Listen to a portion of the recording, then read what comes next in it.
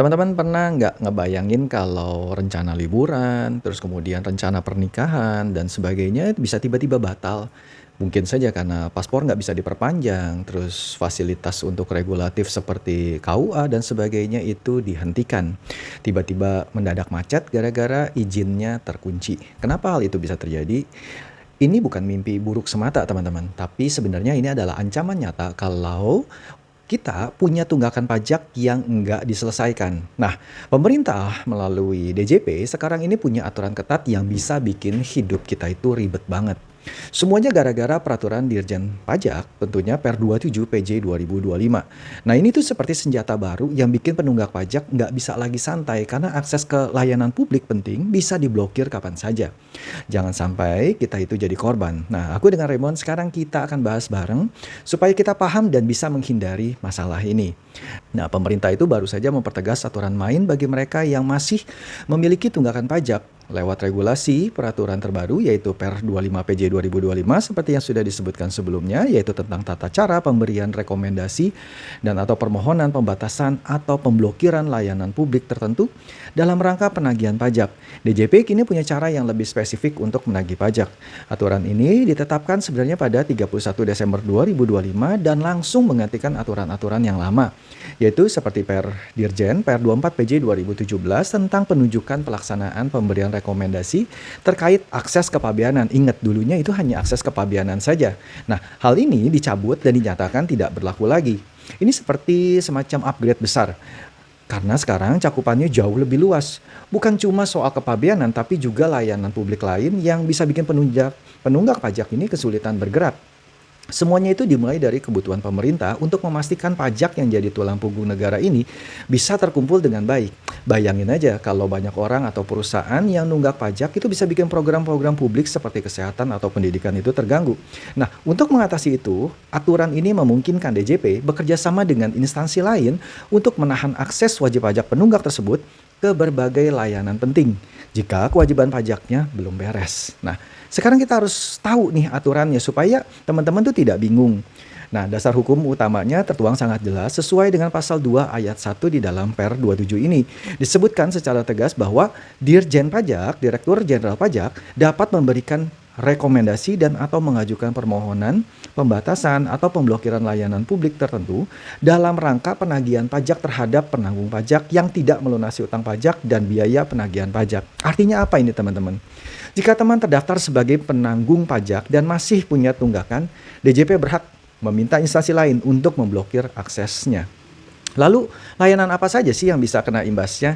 Jangan kira hanya soal keuangan ya. Berdasarkan pasal 2 ayat 2 di dalam peraturan yang sama, ruang lingkupnya ini mencakup pemblokiran akses sistem admin badan hukum, pemblokiran akses kepabeanan, dan yang C-nya, yang ketiganya, yaitu pembatasan atau pemblokiran akses layanan publik lainnya. Ingat, layanan publik ya teman-teman. Jadi mulai dari urusan legalitas perusahaan yang dikelola Dirjen Administrasi Hukum gitu ya, hukum dan pokoknya untuk urusan badan usaha hingga urusan ekspor impor kepabeanan yang tentunya berhubungan dengan impor dan ekspor, bahkan layanan publik lain seperti izin atau paspor gitu ya, bisa saja terkena dampaknya. Ini berarti kalau kamu punya perusahaan misalnya terus kemudian nunggak pajak, urusan untuk mengubah anggaran dasar perusahaan pun bisa macet total.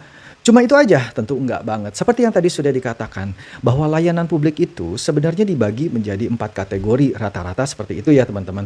Mulai dari administratif, barang, jasa, dan tentunya regulatif. Kalau layanan admin itu seperti apa sih? Pembuatan KTP, SIM. Lalu kalau untuk barang seperti apa? Tentunya listrik, air bersih. Bayangin teman, listrik, air bersih, infrastruktur. Kemudian untuk jasa seperti apa? Termasuk di dalamnya yaitu pendidikan, kesehatan, ya BPJS dan sebagainya. Itu bisa dihentikan loh teman-teman. Dan juga transportasi kalau regulatif kita udah bahas sebelumnya ya. Nah, bayangin ketika hal tersebut di stop, artinya wajib pajak penunggak pajak tersebut nggak bisa dapat pendidikan, kesehatan, transportasi, dan semuanya. Jadi bukan cuma pengurusan tertentu aja seperti Kementerian Hukum dan lain sebagainya, tetapi ini bersifat menyeluruh. Yang artinya kalian nggak akan bisa hidup di Indonesia lagi sebelum bayar pajak. Dalam aturan ini ada definisi dasar yang penting kita pahami dulu supaya nggak bingung. Contohnya wajib pajak itu ya kita, yaitu orang pribadi ataupun badan yang punya hak dan kewajiban pajak, termasuk membayar, pemotong, atau pemungut pajak. Lalu penanggung pajak itu siapa? Yaitu adalah yang bertanggung jawab atas pembayaran pajak itu, bisa wakil atau yang lain sesuai dengan undang-undang. Kalau utang pajak itu yaitu pajak yang masih harus dibayar plus sanksi seperti bunga atau denda yang tercantum di dalam SKP surat ketetapan pajak. Dan tentunya biaya penagihan pajak adalah ongkos-ongkos seperti pelaksanaan surat paksa, penyitaan, lelang, dan lain-lain. Tapi sebenarnya nggak sembarangan sih bahwa kita tiba-tiba bisa diblokir. Ada beberapa kriteria yang harus dipenuhi sebelum pembatasan atau pemblokiran ini dilakukan. Dalam pasal 3 ayat 1, di dalam peraturan yang sama dijelaskan kriterianya secara rinci. Rekomendasi dan atau permohonan pembatasan atau pemblokiran sebagaimana dimaksud pasal 2 ayat 1 dapat diajukan dalam hal memenuhi kriteria. Nah, kriterianya apa ini teman-teman? Ya, yang pertama jumlah utang pajaknya yang telah mempunyai ketentuan hukum tetap. Paling sedikit sebesar 100 juta rupiah. Dan yang kedua yaitu terhadap utang pajak sebagaimana dimaksud tadi yaitu 100 juta tadi telah dilakukan pemberitahuan surat paksa kepada penanggung pajak. Jadi syarat utamanya itu cuma utang pajak minimal 100 juta rupiah dan sudah dikirimin surat paksa yang merupakan surat perintah bayar utang pajak.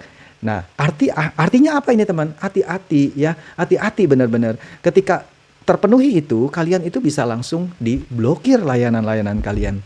Nah, tapi ada pengecualian. Jika pemblokiran itu dilakukan untuk membantu penyitaan aset tanah atau bangunan, batas minimal 100 jutanya udah nggak berlaku. Ya, hal ini tertuang di dalam pasal 3 ayat 2. Nah, intinya kalau kasusnya melibatkan aset besar itu bisa saja langsung diblokir. Nah, prosesnya sebenarnya juga jelas dan bertahap. Tentunya hal ini ditujukan supaya ada keadilan. Nah teman-teman, untuk prosesnya, prosedurnya dan apapun yang ada di dalam PER ini, itu sebenarnya dijelaskan di dalam pasal 4 ayat 1. Nah teman-teman bisa membaca secara mandiri khususnya untuk terkait dengan pasal 4 ayat 1 sampai dengan pasal 4 ayat berapa? Ayat 7 ya. Nah intinya adalah gini teman-teman, ketika kita itu diblokir, amit-amit siapapun itu diblokir, ini nggak selamanya. Kalau sudah dilakukan pembatasan atau pemblokiran, Dirjen Pajak bisa kasih rekomendasi atau ajukan permohonan pembukaan kembali. Tentunya ini ada di pasal 5. Kriterianya di pasal 6 ayat 1. Tentunya kalau seluruh utang pajak dan biaya penagihan pajak yang jadi dasar itu tentunya sudah dilunasi. Gitu ya. Kalau ada putusan pengadilan pajak yang menghapus utang, kalau sudah disita aset dengan nilai cukup, kalau penanggung pajak dapat persetujuan angsuran atau penundaan, atau kalau hak penagihan pajaknya sudah kadaluarsa. Selain pelunasan, blokir juga bisa dibuka jika ada putusan pengadilan pajak yang menghapus utang. Atau jika teman mendapatkan persetujuan untuk mengangsur tadi, gitu ya.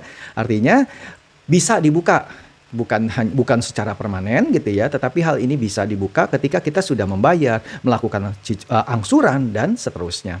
Nah, kesimpulannya apa sih teman-teman? Dari sisi dampaknya buat wajib pajak seperti kamu dan juga aku, ini seperti alarm bangun pagi yang bikin kita itu udah nggak bisa lagi nih nunda-nunda bayar pajak.